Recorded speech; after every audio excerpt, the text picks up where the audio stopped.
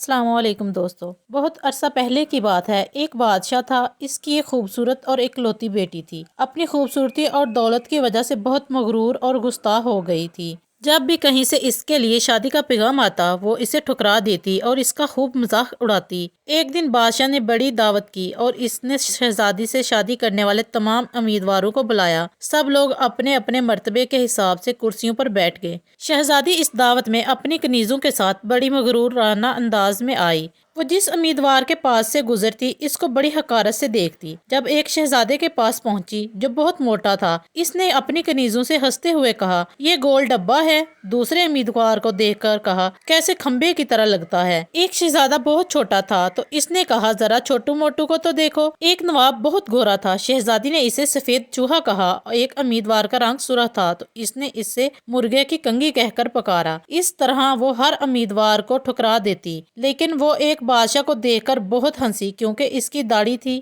اس نے مذاق اڑاتے ہوئے کہا، ذرا اسے تو دیکھو، اس نے اپنے چہرے پر کیسی جھاڑ پونچھ اگا رکھی ہے۔ بادشاہ نے جب دیکھا کہ اس کی بیٹی مہمانوں کو بہت باتیں کر رہی ہے تو اسے بہت غصہ آیا۔ اس نے بڑے دربار میں اعلان کیا، شہزادی پسند کرے یا نہ کرے مگر میں اس کی شادی کسی فقیر سے کروں گا۔ اس اعلان کے بعد تمام لوگ وہاں سے چلے گئے۔ کچھ دیر کے بعد ایک آوارہ گرد گویّا آیا جو گلی کوچوں میں گھوم کر گانا گایا کرتا تھا۔ اس نے شاہی محل کے نیچے کھڑکی کے قریب ہو کر گانا گانا شروع کر دیا۔ بادشاہ نے اس کی آواز سنی تو ایک خادم کو حکم دیا کہ اس فقیر کو اندر بلایا جائے۔ وہ خادم پھٹے پرانے کپڑوں میں فقیر کو لے آیا۔ اس فقیر گویے نے بادشاہ اور شہزادی کے سامنے بہت اچھا گانا گایا اور بادشاہ سے انعام مانگا۔ بادشاہ نے کہا، تم نے بہت اچھا گانا سنایا ہے، میں تمہیں بہت اچھا انعام دوں گا۔ میں اپنی بیٹی کی شادی تم سے کروں گا۔ جب شہزادی نے یہ سنا تو وہ بدحوث ہو گئی۔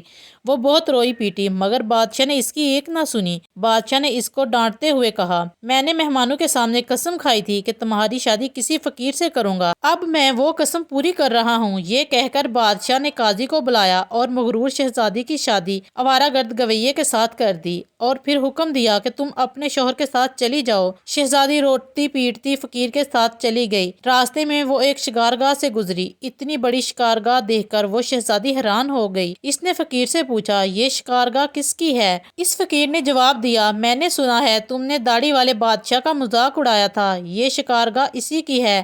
اگر تم اس سے شادی کر لیتی تو یہ تمہاری ملکیت ہوتی۔ شہزادی نے ٹھنڈی آہ بھر کے کہا، یہ میں نے کیا کیا؟ اس کے بعد وہ خوبصورت باغوں میں پہنچی۔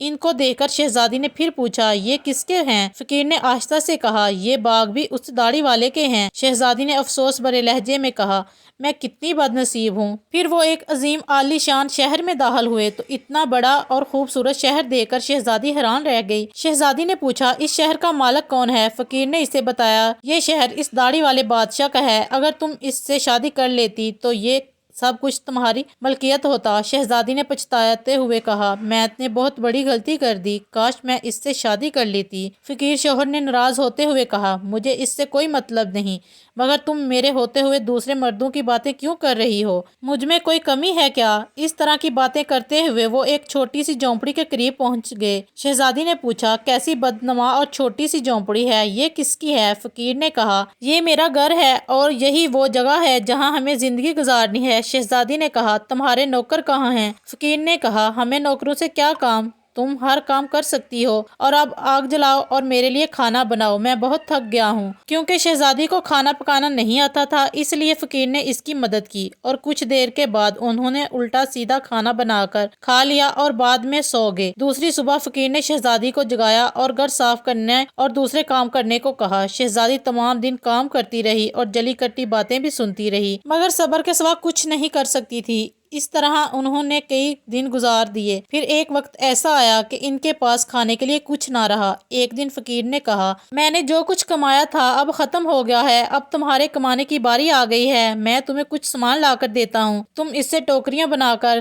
یہ کہہ کر وہ جنگل کی طرف چلا گیا اور گھاس کاٹ کر لے آیا اور شہزادی نے ٹوکریاں بنانا شروع کر دی۔ اس نے پہلے کبھی ایسا محنت کا کام نہیں کیا تھا، اس لیے اس کی انگلیاں زخمی ہو گئیں اور اس سے خون بہنے لگا۔ یہ دیکھ کر اس کے شوہر نے کہا، میرا خیال ہے تم یہ کام نہیں کر سکتی، میں تمہیں کچھ سود لا کر دیتا ہوں، تم اس سے کپڑا بنا لینا۔ مگر وہ یہ کام بھی نہ کر سکی۔ فقیر نے کہا، تم میرے لیے بالکل بیکار ہو، کوئی کام نہیں کر سکتی، تم سے شادی کر کے مجھے بڑا نقصان ہوا ہے۔ بہرحال میں کوشش کرتا ہوں کہ تمہارے لیے مٹی کے برتن لا دوں، بازار جا کر اسے بیچ دیا کرو۔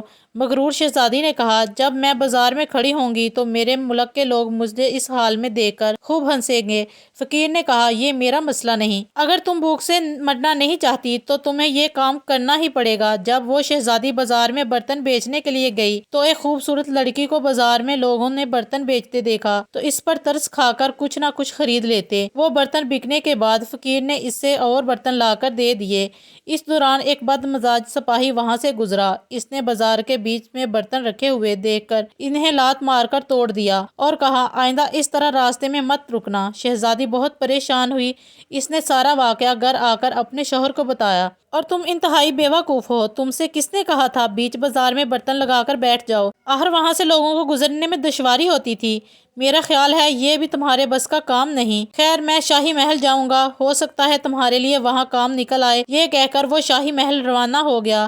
شام کو فقیر نے گھر واپس آ کر کہا، شاہی محل میں تمہارے لیے مددگار باورچی کی جگہ مل گئی ہے، اب کم سے کم ہمیں کھانے کے لیے خوب مل جائے گا۔ اور اس طرح ایک مغرور شہزادی ایک مددگار باورچی بن کر رہ گئی۔ وہ ہر روز صبح سے شام تک باورچی خانے کے سارے کام کرتی تھی اور شام کو لوگوں کا بچا ہوا کھانا لے کر وہ گھر واپس آ جاتی۔ اسی طرح دونوں میاں بیوی کا گزارا ہو جاتا۔ محل میں آئے ہوئے اسے کچھ دن ہی گزرے تھے کہ اس نے سنا کہ محل میں کوئی شادی کی تقریب ہونے والی ہے۔ مقررہ دن پر جب مہمان آنا شروع ہوئے تو شہزادی باورچی خانے کی کھڑکی سے دیکھ رہی تھی۔ ہر طرف بڑی شان و شوکت سے دھوم دھام نظر آ رہی تھی، لیکن شہزادی اپنی قسمت پر آنسو بہا رہی تھی اور اپنا غرور اور تکبر اور اپنی بے وقوفی پر پچھتا رہی تھی۔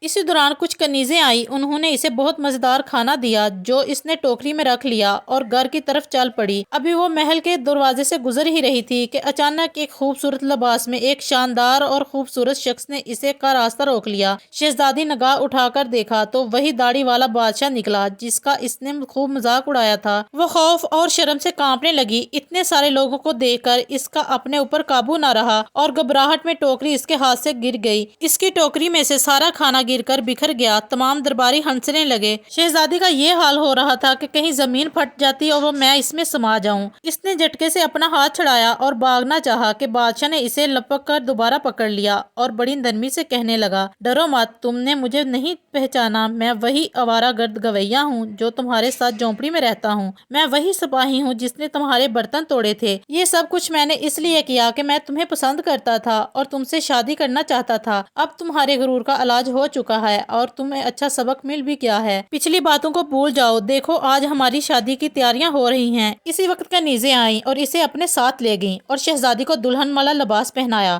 اور دوبارہ حال میں آئی تو دیکھا کہ اس کے والدین بھی اس کی شادی میں موجود ہیں۔ دوستو، کہانی اچھی لگی ہے تو لائک اور چینل کو سبسکرائب کر دیں۔ شہزادی کو اس کے غرور کی سزا مل گئی۔